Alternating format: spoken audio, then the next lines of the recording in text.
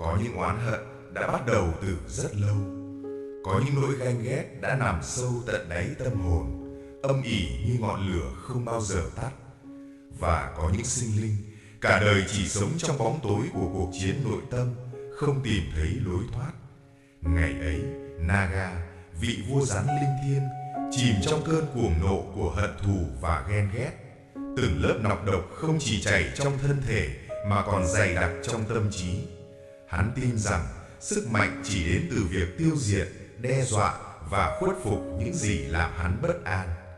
Nhưng sâu trong sự hung dữ ấy là một trái tim đã quá lâu không biết đến bình an.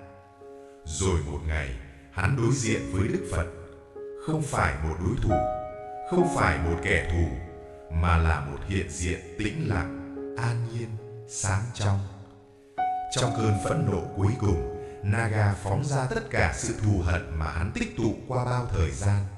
Nhưng kỳ lạ thay, đối diện với dòng độc tố đó không phải là sự chống trả, không phải là giận dữ, cũng không phải là sợ hãi.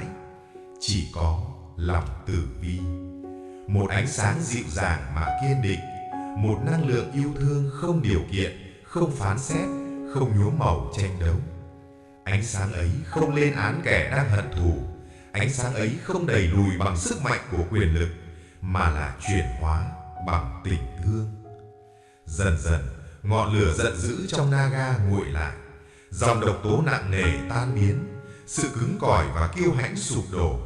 Và hắn nhận ra mình không phải đang chiến đấu với thế giới, mà đang chiến đấu với chính bản thân bấy lâu nay. Trong khoảnh khắc cúi đầu trước Đức Phật, đó không chỉ là sự khuất phục, đó là khoảnh khắc thức tỉnh, khoảnh khắc một tâm hồn được giải thoát khỏi xiềng xích của chính mình, khoảnh khắc hận thù hóa thành kính ngưỡng và đố kỵ biến thành lòng biết ơn. Thông điệp của câu chuyện này không chỉ nói về một vị vua rắn trong huyền thoại, nó là câu chuyện của chúng ta, của những lần ta giận dữ, của những nỗi ganh ghét mà ta không dám thừa nhận, của những tổn thương mà ta ôm chặt suốt nhiều năm, tưởng rằng đó là sức mạnh, nhưng thực ra chỉ là chiếc lồng giam cầm tâm hồn. Chúng ta quên mất rằng hận thù không bao giờ chữa lành, sân hận không bao giờ mang lại bình an, và bóng tối không thể xua tan bóng tối, chỉ có ánh sáng mới làm được điều đó. Từ bi không phải là yếu đuối, tha thứ không phải là thất bại, yêu thương không phải là nhượng bộ. Đó là sức mạnh tối thượng, sức mạnh mà không một loại quyền lực nào trên thế gian này có thể so sánh. Khi ta mở lòng, thế giới mở ra. Khi ta biết yêu thương, nỗi đau được chữa lành. Khi ta dừng lại trước những cơn giận, nhìn thẳng vào chúng bằng sự hiểu biết, chúng sẽ tan biến như sương mù dưới ánh mặt trời. Câu chuyện về Naga cúi đầu trước từ bi không chỉ nhắc chúng ta về Đức Phật, mà nhắc rằng trong mỗi con người đều có hai dòng chảy, hận thù và yêu thương. Dòng nào mạnh hơn là do chính ta nuôi dưỡng. Ngày hôm nay, nếu trong lòng bạn vẫn còn một chút giận dữ với ai đó, nếu bạn đang mang trong tim một nỗi buồn chưa thể buông bỏ, nếu bạn đang chiến đấu với chính những cảm xúc của mình, hãy nhớ, bạn không cần phải chiến thắng ai cả, bạn chỉ cần chiến thắng bóng tối trong chính trái tim mình.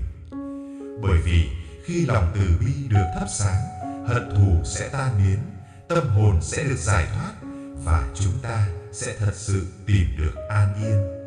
Hãy để câu chuyện này nhắc ta rằng, trong vũ trụ bao la này, không có nọc độc nào mạnh hơn tình thương, không có oán hận nào không thể hóa giải, và không có trái tim nào là không thể được chữa lành.